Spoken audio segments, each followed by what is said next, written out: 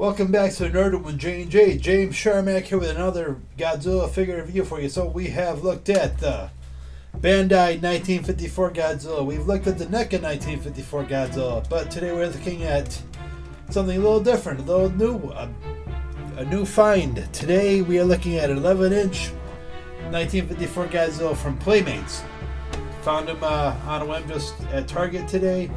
Goes for about $22-23, but I got him on sale for about $16, so that was pretty cool. So, once you look at the figure, you know, the usual stuff, likeness, sculpt, articulation, paint, whatever.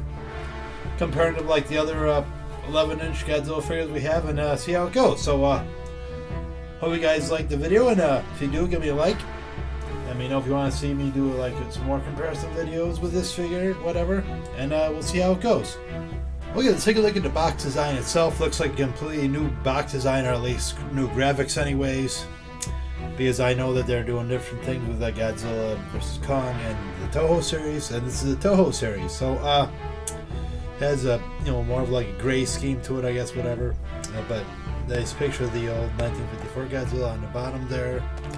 Toho series right up there, and it looks like a picture of the Heisei Godzilla in the back, breathing fire. Another picture of the Godzilla down below. On the back, a picture of the figure itself. Has some text itself about the figure, whatever, from 54. And move this down a little bit. Some text about the line in general, I suppose. Move it up. Godzilla on the side, Toho series there, and back to the front. There we go, figure. And then all its open quote-unquote glory, so there you go. Okay, move the camera back, obviously big figure, let's get a big view at it. So, it's a grayscale, obviously, reflect the black and white of the movie itself. Nice dorsal fins, you know, they don't really stick out too much.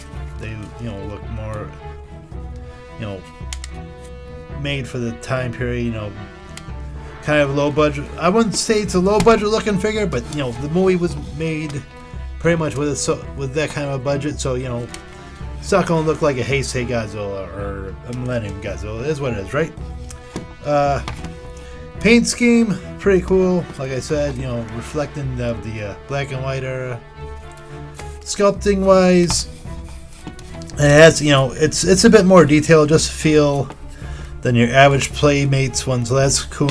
They kind of, you know, I like how they, you know, are learning a little bit. They're making, you know, them a little more scaly instead of, you know, smooth. So I definitely feel the bumps on them. Tail's pretty cool looking. And, you know, though, you know, it looks like, you know, they got some paint splotches on it. I wish they went a little bit more with the white gray on towards the tail, towards the bottom. You know, the paint's a little overflow, just looks like they splashed it all over. But what are you going to do, right? The head itself, I like, you know, it looks more like the puppet version than the puppet version of the figure they use in the movie for the quick shots. And you know, they probably could have done the gray up here too, but whatever. Still, I dig it. You know, it's $20, so you know, you can't really. I don't want to complain about it. So you know, I like having a Godzilla figure, but you know, Playmates could have, you know, done a little better with the paint, and you know, it just seems like a little rush job around the back area. But otherwise, looks pretty solid. Let's take a look at his points of articulation, shall we? So his head, only point of movement is the neck. It looks like there's something, you know, something to the jaw, but I think that it's just a separate piece, unfortunately. Arms just go up and down; they don't move side to side. No wrist for articulation, unfortunately. Legs move up and down only, and articulation at the ankle, and just 1 point of articulation in the tail, unfortunately.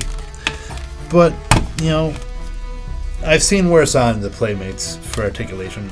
We know that. You've seen the video, so what are you going to do, right? I can't complain about every single Playmates one. It gets a little old, though, you know, just do these rant ones. So take what you can get, folks. And just to compare the two, just to see where they've gone from since I pulled out the 2004 we've done earlier in a rant review. And well, compared to this, it's not so bad. Like, the paint job's a bit better. There's definitely more to it that they've worked on around the fins itself. So it's not just splotchy like there. The head sculpt's a little better. Obviously, like I said, this is more supposed to reflect 1954 rather than 2004. And I think he just looks a little bit more menacing. And he has more articulation, especially with the additional point in the tail itself. So, yep, 2004 is definitely better than 1954, but what can you do? So we've been down this road with Playmates before, right? So you get what you pay for like the $20. I mean, NECA you used to get more for $20, but Playmates, they cut corners, they whatever.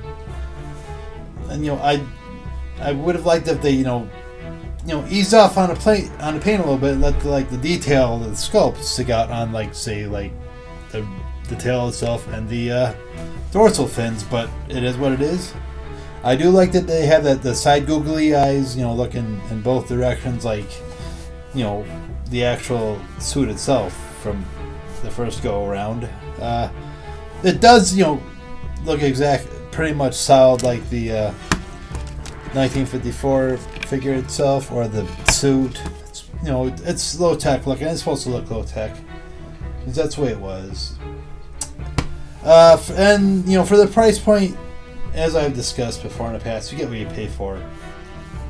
Toho, probably gave them the contract because they promised to just deliver so much, but still, they I do wish that they could have at least stuck it out with NECA a little bit more, but whatever.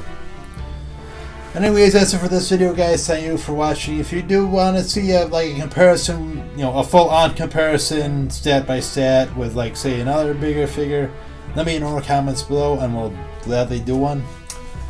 Anyways, that's it for this week, for this video. Thank you guys so much for watching. I hope you guys did appreciate it, did like it, whatever. Let me know in the comments below. And if you don't like it, that's cool. Let me know that too. It's a free country. Everybody has to have opinions and comments, whatever. And I'm not going to say don't give me any negative ones, because that's not the way America works. So thank you so much. This has been a Nerd with J&J, and until next time, keep on collecting and happy hunting.